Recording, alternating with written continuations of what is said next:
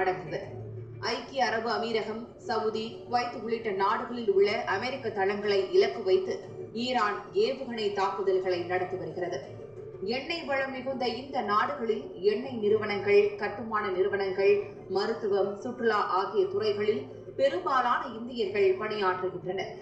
ஐக்கிய அரபு அமீரகத்தில் 6.7 லட்சம் தமிழர்கள் உட்பட 35.7 லட்சம் இந்தியர்கள் வசிக்கின்றனர். சவுதி அரேபியாவில் 4.6 லட்சம் தமிழர்கள் உட்பட 24.6 லட்சம் இந்தியர்கள் வசிக்கிறார்கள்.